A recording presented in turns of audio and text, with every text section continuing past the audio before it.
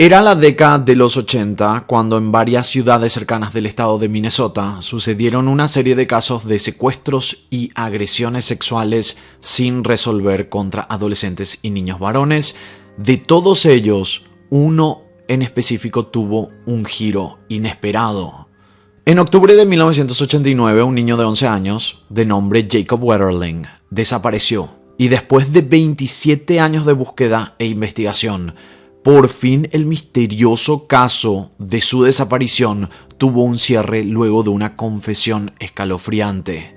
Antes de empezar con este caso, te quiero contar que ahora todos los videos están en formato podcast, lo que quiere decir que los podrás disfrutar en el auto, en el gimnasio o cuando te encuentres haciendo cualquier tipo de actividad diaria. Busca mi nombre, Paul Landó, en Spotify, Apple Podcast o en tu plataforma de podcast favorita, o más fácil ingresando al enlace que dejo en la descripción de este video. Tampoco te olvides de suscribirte al canal y apretar la campanita si todavía no lo estás, para ver los casos criminales más impresionantes del mundo. Y como siempre menciono, un like tuyo ayuda muchísimo a que más personas vean los videos. Ahora sí, este es el caso de Jacob Wetterling.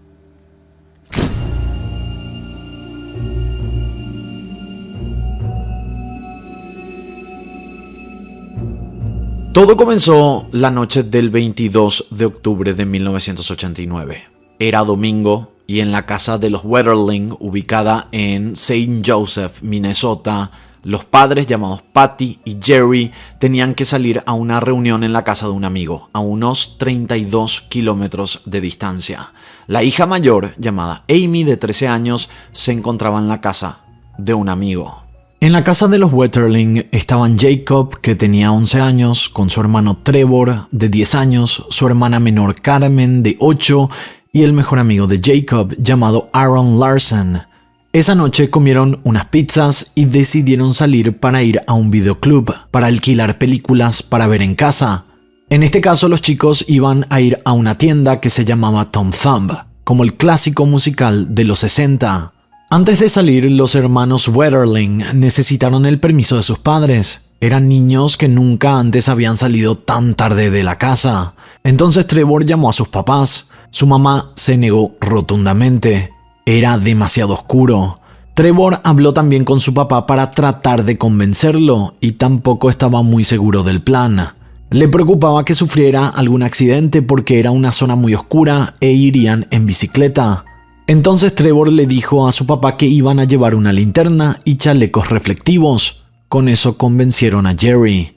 Parte del plan también fue llamar a la vecina de al lado, Rochelle Curtis, de 14 años, para que cuidara de la hermana menor de Jacob, llamada Carmen, mientras los tres niños salían a rentar una película. Nadie sabía que esa sería la última vez que verían a Jacob en el vecindario.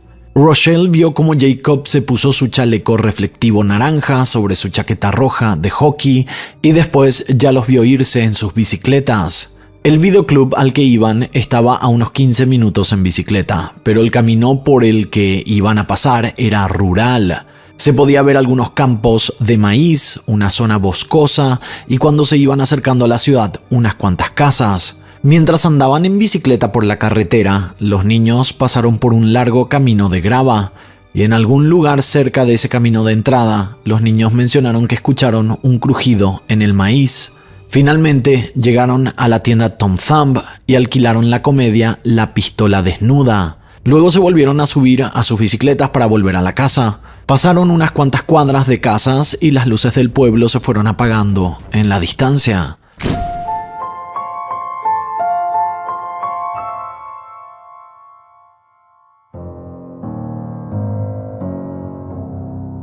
Los chicos habían pasado por los mismos lugares de su ida para cuando ya estaban volviendo. Anduvieron en bicicleta viendo los bosques y campos de maíz a su alrededor. No habían calles de asfalto ni alumbrado público, ni siquiera salió la luna esa noche. La única luz provenía de una linterna que Trevor encendió frente a ellos. Pero volvieron a escuchar ruidos raros en ese mismo lugar del camino cerca de los maizales y ya estaban cerca de la casa, cuando cerca de las 9:15 de la noche apareció un hombre que comenzó a caminar hacia ellos. Este hombre estaba vestido de negro, tenía la cara cubierta con algo oscuro y la verdad es que en ese momento fue difícil para los niños distinguir bien todo por la oscuridad. El hombre tenía un arma y les ordenó que entraran en la zanja y se tumbaran. Ellos no entendían qué estaba pasando. Aaron pensó que era una broma temprana de Halloween. El hombre se acercó a Trevor, que tenía la linterna, y le dijo que la apagara. Le preguntó su edad. Trevor le dijo 10 años. El hombre le dijo que corriera lo más rápido posible hacia el bosque, o de lo contrario, le dispararía. Entonces se volvió hacia Aaron. También le preguntó su edad, pero cuando éste le dijo 11 años, comenzó a manosear la entrepierna del niño. Por último, le preguntó también a Jacob cuántos años tenía. Cuando le dijo 11, se volvió hacia Aaron de nuevo y le dijo también que corriera lo más rápido posible hacia el bosque o le dispararía. Aaron y Trevor hicieron como se les pidió. Ambos se fueron del lugar, dejaron solo a Jacob con aquel hombre del que no tenían idea alguna de quién era. Cuando los niños se escaparon, llegaron a la casa. Lo primero que hicieron fue contarle todo a Rochelle, que inmediatamente llamó a su papá. Este hombre llamado Merlin Jersak se ocupó de avisar a los papás de los niños y también de llamar a la policía. 911 emergency. This is Merlin Jersak calling from 29458 Kiwi Court in St. Joe, out in the township. I'm right now next door to my neighbors, the Jerry Wetterling family. That's where you're calling? And some of their boys went down to Tom Thumb to pick up a movie, and on their way back, someone stopped them. We believe that they have one of the boys because one of the boys did not come back with them. And they don't know where the other friend is at? They don't know where their brother and friend is at. Did they see the individual at all? Yes, they did. Did you see the individual at all? He had a mask on. The other dispatch right now is dispatching the squad to where you're at right now, okay? Somebody took Jacob, and those were words that really forever changed our lives. It was just so chaotic and surreal, like this can't be happening, you know. What is happening? Just a million questions walking into. It was so unbelievable, and really to this day it is still unbelievable. La policía no tardó en aparecer y cuando eran las 10 de la noche comenzó la búsqueda de Jacob con perros y helicópteros. Rastrearon todos los alrededores, pero a las 3 de la mañana suspendieron todo porque la zona era demasiado oscura.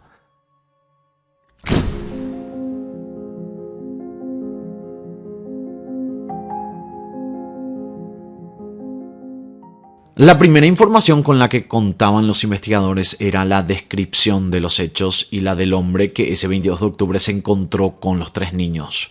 Los testigos, Trevor Wetterling, el hermano de Jacob, y Aaron Larson, su mejor amigo, coincidieron en su descripción. Era un sujeto masculino y enmascarado que se acercó a ellos y Jacob Wetterling había sido secuestrado.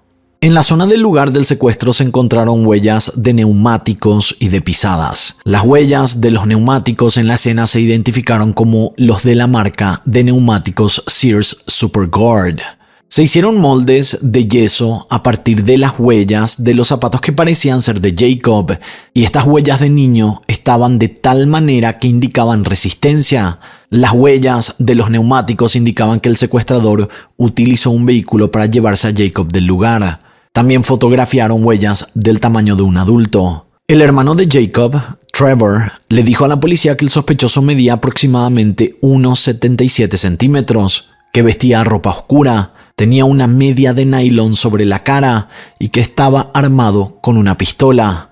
El amigo Aaron también describió al sujeto que se llevó a Jacob como uno que iba con ropas oscuras, pero que la altura era de unos 75 centímetros. Pero se entiende perfectamente que varíe este detalle, ya que todo pasó muy rápido para ellos. Recibieron las órdenes de este hombre y ellos le hicieron caso. Esto también fue de mucha utilidad porque los niños pudieron decir que el tono de voz del hombre era áspero. Aaron recordó que el sospechoso les dijo: «Tengo un arma, pongan las bicicletas en la zanja». Y esta frase también fue de muchísima relevancia para la historia, porque tenía conexión con un caso que ocurrió meses atrás. En cuanto a la cara, no pudieron dar detalles porque no podían verlo con lo que llevaba puesto y por la oscuridad de la noche. Estos niños solo pudieron hablar sobre la altura, tamaño, voz y sobre todo las palabras que utilizó cuando les habló. Los primeros bocetos sobre el hombre llegaron mucho después, pero a partir de otro caso.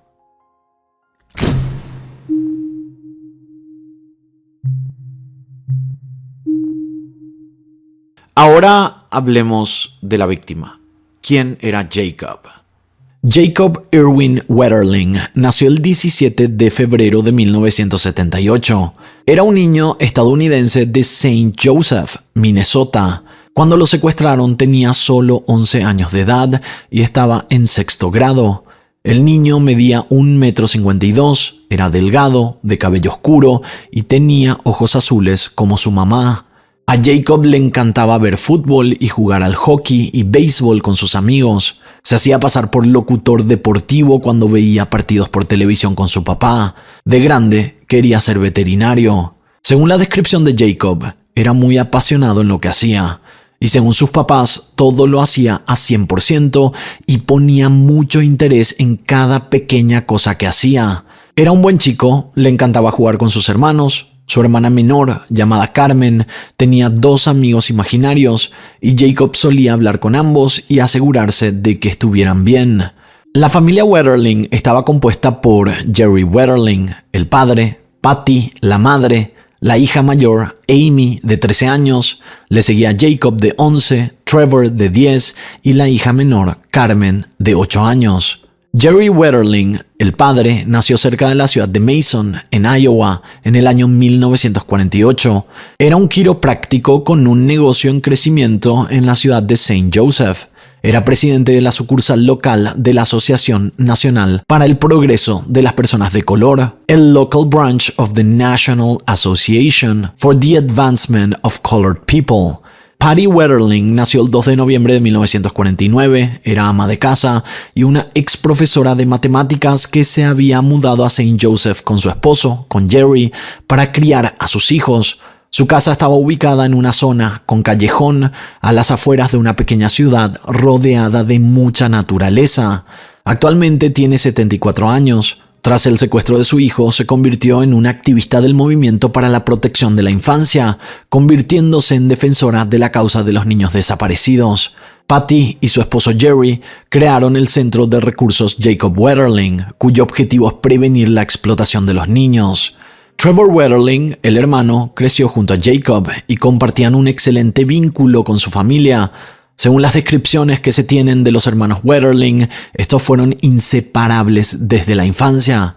Las personas que los conocieron mencionaron que siempre estaban emocionados por hacer todo juntos y les encantaba pasar tiempo con sus amigos. En cuanto a las hermanas de Jacob, 9 años después del secuestro, Amy se graduó de la Universidad de Minnesota con una licenciatura en psicología y una especialización en justicia penal. Carmen, por su parte, era estudiante de 3er año en la escuela secundaria de Saint Joseph. Antes del terrible secuestro, los Wetterling llevaban una vida aparentemente encantadora. Era una familia conocida y hermosa, con un sentido de alegría e idealismo.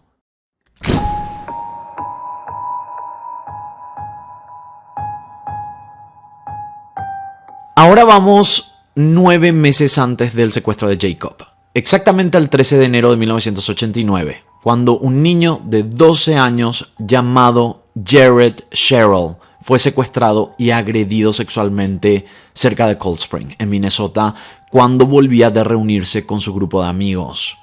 Eran las 9:45 de la noche cuando Jared regresó a su casa. En el camino, un hombre se detuvo en un automóvil para preguntarle direcciones. Le preguntó dónde vive Kramer. Los Kramers eran sus vecinos, también vivían en Cold Spring.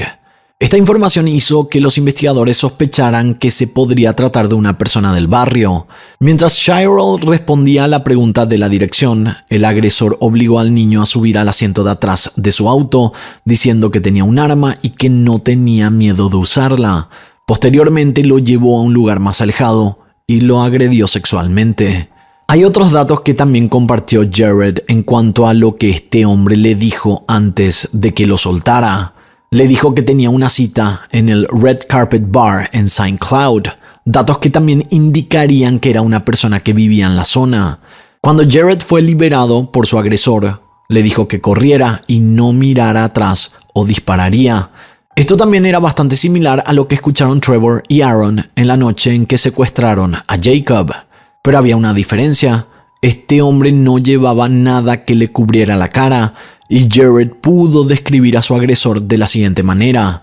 Llevaba uniforme de camuflaje, botas militares negras, un reloj tipo militar en su muñeca izquierda, llevaba una gorra de béisbol marrón, tenía cejas gruesas, ojos muy abiertos y marrones, nariz grande. De lo poco que pudo observar en ese momento, mencionó que posiblemente tenía bigote, piel blanca, ligeramente arrugada, hombros anchos, de contextura bien grande, orejas que sobresalían ligeramente y una voz profunda.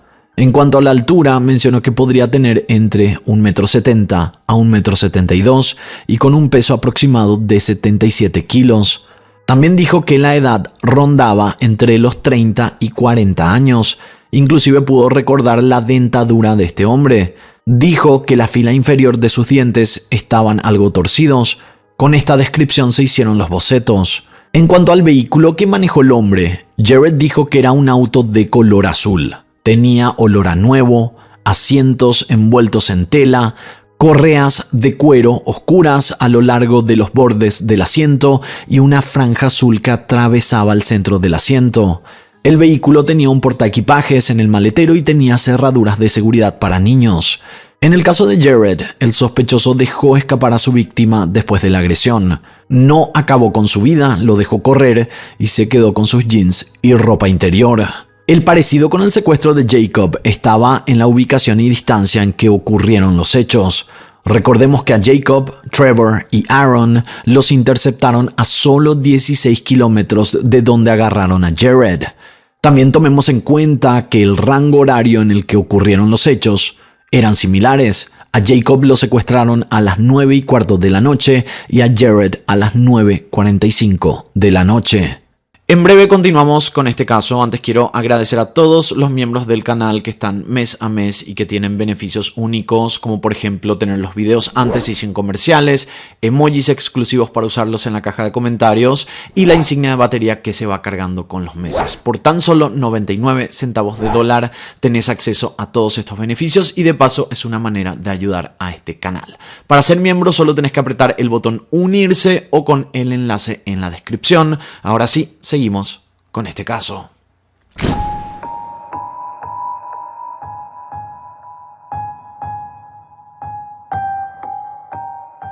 Entre agosto de 1986 hasta finales de otoño de 1989, en Paintsville, Minnesota, una ciudad cercana a Cold Spring y también a St. Joseph, hubo 8 incidentes que tuvieron como víctimas a niños varones. Todos agredidos sexualmente y lastimosamente también todos ignorados por las autoridades de Paintsville. El 21 de agosto de 1986, 2 jóvenes varones salían de una pizzería cuando uno de ellos fue atacado por un hombre que medía aproximadamente 1,67 a 1,72 centímetros de altura. El agresor vestía un suéter de manga larga y llevaba guantes. El menor atacado fue golpeado en la parte de atrás de la cabeza y tirado al suelo. El hombre le tocó los bolsillos delanteros y cuando el segundo menor se acercó, el agresor huyó del lugar. Otro caso fue reportado el 30 de noviembre, también de 1986. El menor denunció que un hombre corpulento que vestía con nylon salió de los arbustos y lo atacó. Puso su mano en la boca y lo arrastró hasta los árboles. El hombre le dijo «cállate o te mato». Su voz era grave. Le tocó las partes íntimas por encima y también por debajo de la ropa. Cortó un pedazo de su cabello con un cuchillo y luego de agredirlo le dijo que se quedara acostado durante 5 minutos o de lo contrario le volaría la cabeza. Un dato importante es que el hombre le preguntó su nombre y edad antes del hecho. El 14 de febrero de 1987 se registró un nuevo caso de agresión donde atacaron a un menor en las escaleras de un apartamento. El niño describió al hombre con una altura de 1,67 m, que vestía una chaqueta acolchada de color oscuro, tenía una máscara que cubría su rostro y este hombre hablaba como susurrando. Su voz era profunda y grave. El sospechoso tiró al niño por las escaleras. El niño gritó, pero inmediatamente lo amenazó para que se callara o lo asesinaría. El agresor también tocó a la víctima por encima de su ropa y le preguntó en qué grado estaba. Luego agarró la billetera del niño y le dijo que se quedara allí por unos minutos o lo mataría. El 17 de mayo del mismo año agredieron sexualmente al mismo niño. Él estaba andando en bicicleta cuando apareció un hombre de aspecto robusto, lo golpeó y le quitó su bicicleta. Al igual que en la primera ocasión, también lo toqueteó y este comenzó a gritar. Entonces el hombre se escapó del lugar y al huir dejó una gorra de béisbol. El niño había mencionado que el hombre no llevaba ninguna máscara y tenía ropas oscuras. El 15 de noviembre de 1986 atacaron a otro niño llamado Trey Cole, de solo 13 años, también de la ciudad de Paintsville. Fue sacado de su bicicleta, fue abusado por este hombre, no muy lejos del lugar donde serían enterrados los restos de Wetterling 3 años después y a tan solo unas cuadras de la casa de Troy. El padre de Cole denunció este ataque a la policía de Paintsville, pero la policía ignoró el caso. El 20 de septiembre de 1987, las víctimas fueron 2 jóvenes que describieron al hombre con una altura aproximada de 1,70 m a 1,72 m, con un aspecto grande, piernas gruesas y tenía la cara como pintada o usando una máscara. Cuando los jóvenes vieron al agresor acercarse a ellos, empezaron a gritar y lograron escapar sin ser violentados. En el verano de 1988, un grupo de niños estaba de campamento cuando atacaron a uno de ellos. El atacante era un hombre blanco, de constitución corporal grande, con voz ronca o grave. Llevaba pantimedias sobre la cara, tenía pantalones de color camuflaje, chaqueta tipo militar verde, botas negras y guantes. El sospechoso sostuvo al menor con un pequeño cuchillo en la garganta. Cuando el menor gritó, el agresor le dijo «cállate o te mato», pero el niño pudo defenderse y logró escapar. Uno de los casos registrados ocurridos semanas antes del secuestro de Jacob fue el de Adam Klobhaki, un niño de 14 años que vivía en la avenida 91 con sus padres. No estaba lejos de la casa de Jacob, inclusive eran amigos. En este caso también habían ido a la tienda de videoclub llamada Tom Thumb con un amigo del vecindario que tenía 12 años. Los niños salieron del lugar alrededor de las 10 de la noche y procedieron a caminar a su casa.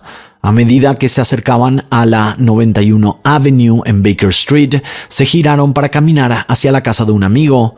Un automóvil se acercó a ellos, iba muy rápido. Ellos corrieron y lograron entrar al garaje abierto de su amigo.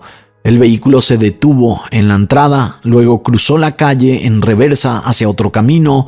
Los chicos trataron de ver los números de la chapa del vehículo, pero las luces eran muy brillantes. Era imposible no relacionar estos casos, más todavía este último, con lo que le había ocurrido a Jacob después. Lo curioso de estos casos era que las autoridades nunca revelaron los datos referentes a los ataques a menores, porque estaba clarísimo que eran todos asaltos con intenciones de agresión sexual a niños. Pero nada de esto se mencionó a los medios de comunicación y al público. Nunca se había hablado de que un depredador estaba acechando a los niños de la zona. Estos casos nunca tuvieron sospechosos porque no fueron tomados en serio por las autoridades. Vivir en Paintsville en ese entonces con un hombre al acecho suelto era aterrador para muchos niños, por la indiferencia de la comunidad, y tenemos que decir que ni siquiera las escuelas se habían involucrado.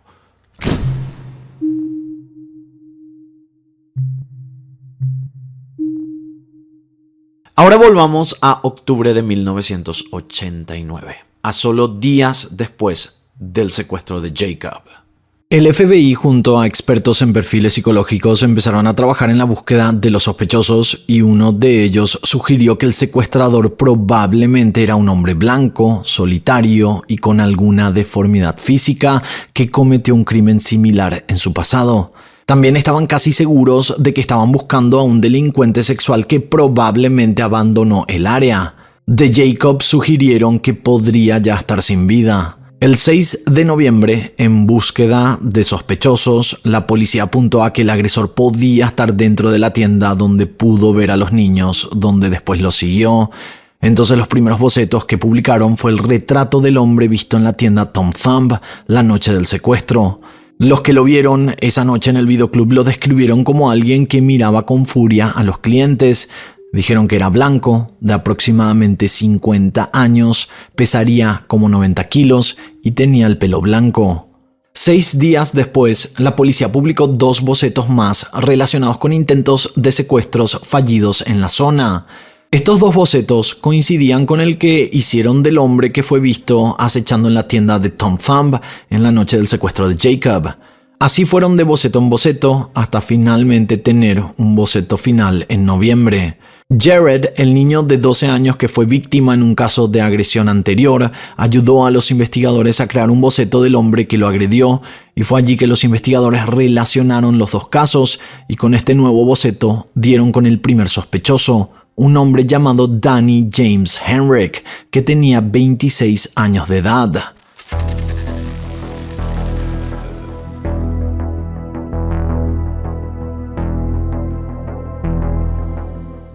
Danny James Henrik creció en Paintsville con sus padres y sus 2 hermanos hasta que sus papás se divorciaron. Danny abandonó la escuela secundaria y cuando era joven fue arrestado por conducir en estado de ebriedad y por varios robos. Era bajo y corpulento y en su momento se unió a la Guardia Nacional de Minnesota en Wilmar en 1982. Al momento de las agresiones y la desaparición de Jacob, Henrik menciona a los investigadores que estaba desempleado. El FBI entrevistó a Danny Henrik sobre los secuestros de Jacob y Jared, pero dijo no tener nada que ver ni saber nada sobre ninguno de estos casos. Les dijo que el día del secuestro lo más probable era que estuviera en su casa y que no estuvo en St. Joseph ese fin de semana. Esa era su coartada. Lo curioso fue que Danny también vivía en Paintsville, pero siguió bajo sospechas, por lo que los investigadores volvieron a interrogarlo. Tomaron muestras de sus zapatos, de vello corporal y hasta de sus neumáticos traseros. Su vehículo era un Ford Explorer hatchback azul de 1982. A Jared lo llevaron a ver los autos de Henrik, y digo autos porque tenía 2. El primero era un Mercury Topaz de 1987 que utilizó hasta marzo de 1989 y el Ford Explorer azul. Los investigadores hicieron que Jared se sentara en la parte de atrás de los autos, que les dijera en una escala del 1 al 10 cuán similar era el auto al coche en el que fue secuestrado un año antes, y Jared dijo que entre un 8 o un 9. También se registró la casa donde vivía Danny, el sospechoso. Él vivía con sus padres desde noviembre de 1989. La casa estaba ubicada en County Road, en Paintsville. Sin embargo, antes de vivir con sus padres, Henrik vivió desde el otoño de 1988 hasta noviembre de 1989 en un edificio de apartamentos en la 121 Washburn Avenue, en Paintsville, a pocas cuadras de donde tuvieron lugar varias agresiones denunciadas.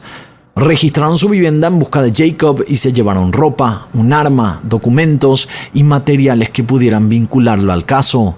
También encontraron 2 escáneres policiales, un estuche, lista de frecuencias de escáneres y un par de botas. Un escáner policial es un dispositivo que se utiliza para escanear frecuencias de radio usadas por las fuerzas del orden. Este escáner es capaz de escuchar múltiples frecuencias de una sola vez y reproducir transmisiones según se reciben. Pero lo más impactante que descubrieron en la casa de Danny Henrik fue un baúl que contenía fotografías de niños. En una de las fotos estaba un niño envuelto en una toalla y los otros aparecían en ropa interior. Inexplicablemente, estas fotos no fueron confiscadas y el 25 de enero Henrik quemó todas las fotografías. Las pruebas contra Henrik siguieron apareciendo porque las huellas de los neumáticos coincidían pero parcialmente con los neumáticos encontrados en la escena del secuestro de Jacob. Pero el FBI les dijo a los investigadores que una fibra encontrada en la ropa de Jared tenía pequeñas partículas similares a las fibras extraídas del Mercury Topaz que poseía Henrik en enero de 1989. Por lo que probablemente no utilizó el Ford, sino este otro vehículo para dicho secuestro. Finalmente, el 9 de febrero de 1990, Henrik fue arrestado en relación con el secuestro y agresión de Jared Sherrill. Él negó en todo momento su participación y posteriormente se lo puso en libertad sin cargos. Al parecer, los investigadores entrevistaron a Sherrill sin sus padres y cuestionaron su credibilidad y su conocimiento sobre el sospechoso, y así las autoridades no creyeron en la víctima.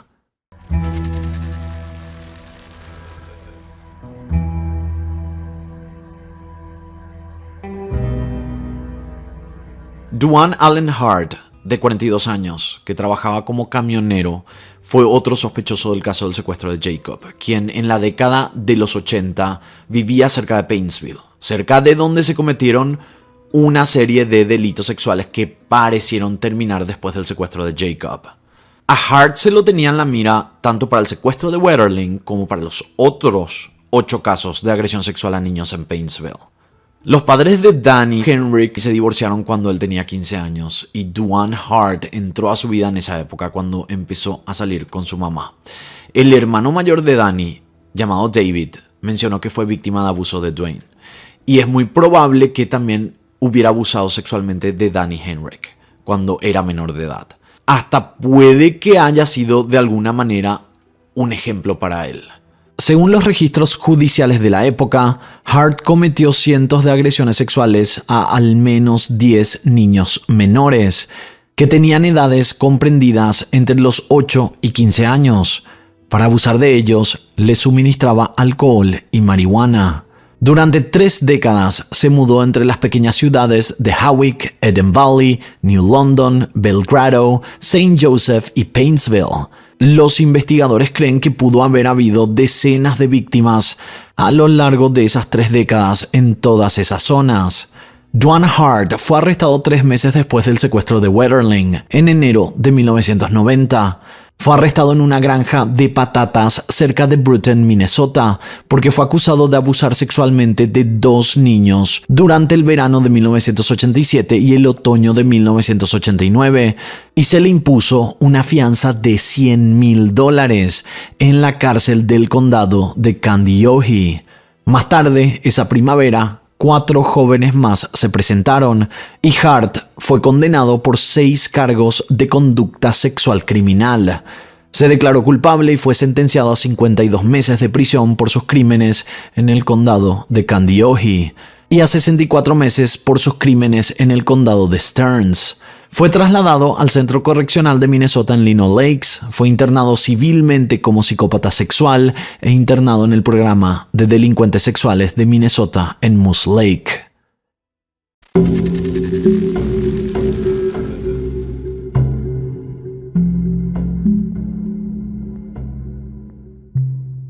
En el año 2010, 20 años después del arresto y condena de Duane Hart, identificaron un nuevo sospechoso llamado Dan Razier, quien en el momento del secuestro de Jacob vivía en una granja que compartió con sus padres en el año 1989, justo al lado de la calle donde Jacob, Trevor y Aaron fueron interceptados por el agresor.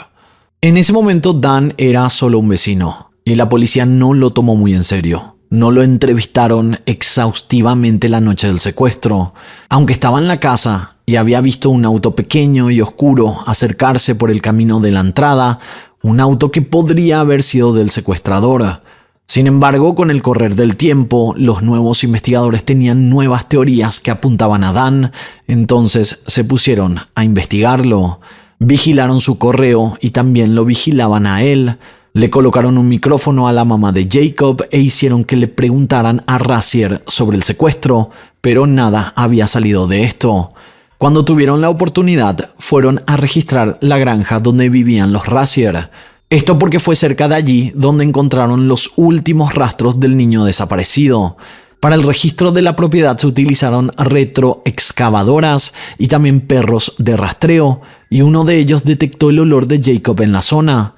También encontraron en el dormitorio una caja donde se guardaban recortes de noticias y artículos relacionados con el secuestro de Jacob. Oficialmente declararon a Dan Razier una persona de interés. Rápidamente Dan estuvo en el foco de atención de todo el barrio y le llegaban emails donde lo amenazaban constantemente. Las amenazas que le hacían y el odio que recibió fue desmesurado, al punto que los padres ya no llevaban a sus hijos a su casa para lecciones de música y de por sí ya lo apuntaban hasta las mismas autoridades por ser una persona solitaria que todavía vivía con sus padres. Después de estar bajo el foco de atención, de ser un supuesto secuestrador y agresor sexual de menores, la situación fue a peor. Pero Dan nunca se negó a ayudar. Dio muestras de ADN cuando se le había solicitado, y no solo eso, también le hicieron una prueba del detector de mentiras y hasta se dejó someter a hipnosis.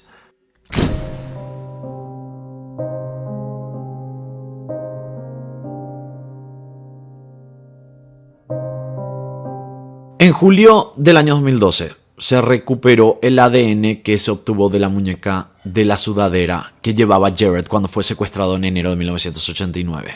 Pero recién en el 2015 identificaron que el ADN encontrado en la sudadera coincidía con el ADN de las muestras de vello corporal que le tomaron a Henrik en 1990.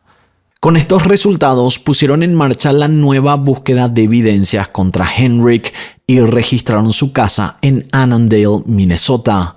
Una pequeña casa de un dormitorio, propiedad de su padre, donde encontraron 19 carpetas con contenido XXX de menores, un par de esposas plateadas, cinta adhesiva, pantalones y camisa de camuflaje y 4 contenedores llenos de ropa deportiva para niños. También se encontraron videos caseros de lo que parecen ser imágenes grabadas de niños del vecindario, repartiendo periódicos, andando en bicicleta, jugando en parques públicos y participando de actividades deportivas. Parecía que Danny estaba acosando a estos niños, espiándolos. Durante la búsqueda, Henrik habló con los investigadores y reconoció que tenía este tipo de contenido, pero mencionó también que esas imágenes las descargó de internet. Los abogados de Danny Henrik llegaron a un acuerdo con la fiscalía para que solo fuera acusado del caso del contenido XXX y no del secuestro o asesinato de Jacob. Entonces Danny decidió cooperar con la policía como parte de un acuerdo de culpabilidad y el 1 de septiembre de 2016 admitió que acabó con la vida de Jacob Wetterling y llevó a los investigadores al lugar donde lo enterró, lugar donde la ropa y sus restos fueron desenterrados en un pastizal cerca de Paintsville, a unos 48 kilómetros de la casa de los Wetterling, también del lugar del secuestro y a poca distancia de donde vivía Henrik en 1989. En el acuerdo de declaración de culpabilidad, Henrik acordó declararse culpable de un cargo, del total de los 25 cargos federales que tenía en su contra. Además de revelar la ubicación del cuerpo y declararse culpable, también aceptó testificar sobre los detalles del crimen de Wetterling. A cambio de la declaración de Henrik, los fiscales acordaron no acusarlo del asesinato de Jacob. Según el acuerdo de culpabilidad, Henrik fue sentenciado a una pena máxima de prisión de 20 años por el cargo del contenido XXX. Además, el acuerdo de culpabilidad permitía a las autoridades estatales buscar su internamiento civil como depredador sexual al final de su pena de prisión federal, lo que podría impedirle salir en libertad.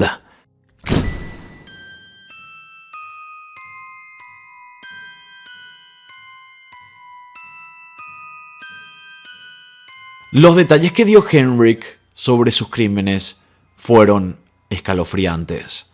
La noche del 22 de octubre de 1989 estaba conduciendo por una carretera cuando vio a 3 niños en bicicleta y a uno de ellos con una linterna. Se detuvo y esperó a que ellos pasaran, luego dio una vuelta como mirando en la dirección en la que volverían y los esperó. Luego de unos 20 minutos aproximadamente vio que ya volvían y salió de su auto, se puso una máscara y agarró su revólver. Se fue acercando a ellos y los enfrentó, les pidió que se metieran en la zanja con sus bicicletas y ellos cooperaron. Ahí fue cuando les preguntó sus nombres y sus edades. Cuando los enfrentó, los niños le ofrecieron la película que acababan de alquilar, pero él la tiró. Ellos intentaron iluminarle la cara con la linterna, pero él le dijo que no hicieran eso.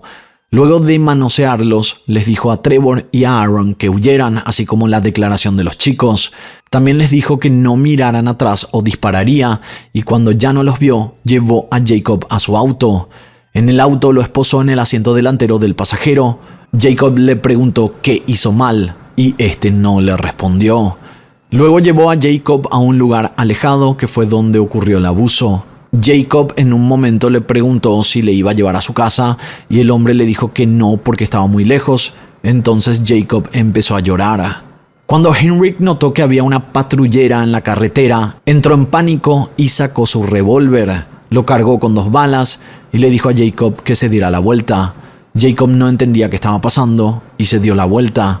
Danny le apuntó a la cabeza y como no miró al niño cuando disparó, no se dio cuenta de dónde impactó la bala, pero el niño seguía de pie. Entonces volvió a apuntar y le disparó de nuevo hasta que Jacob finalmente cayó al suelo sin vida. El relato del criminal es terrorífico y continúa con todo lo que hizo para finalmente enterrarlo a unos 100 metros al norte del sitio donde le disparó.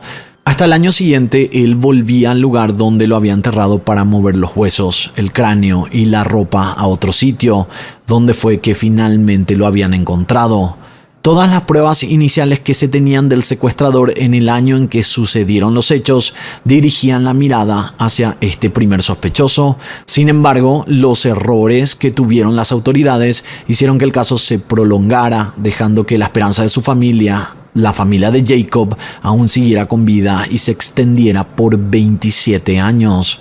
Recordemos que las autoridades pusieron todos sus esfuerzos en creer que el sospechoso del asesinato era Razier, el profesor de música, arruinando su vida, y esto hizo que años después, con el descubrimiento del verdadero asesino, la familia Razier pusiera una demanda a la policía por haber dicho que Dan era el sospechoso que buscaban.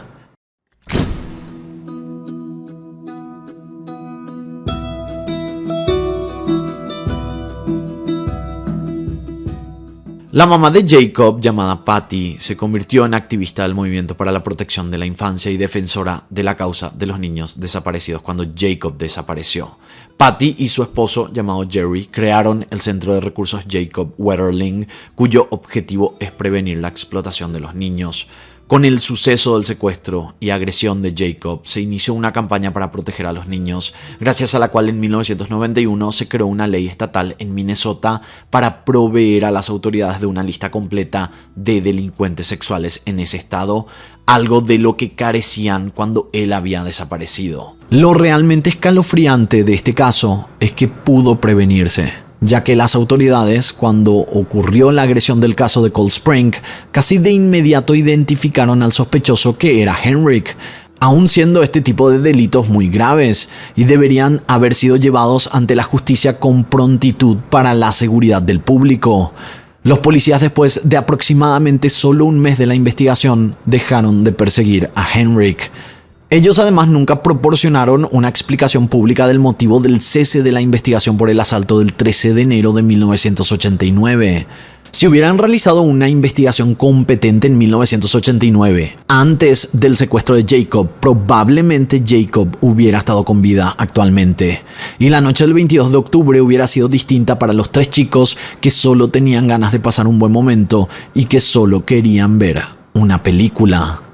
Hasta aquí el caso del día de hoy. Espero sus comentarios aquí abajo y de esta manera nosotros nos encontraremos en la próxima historia.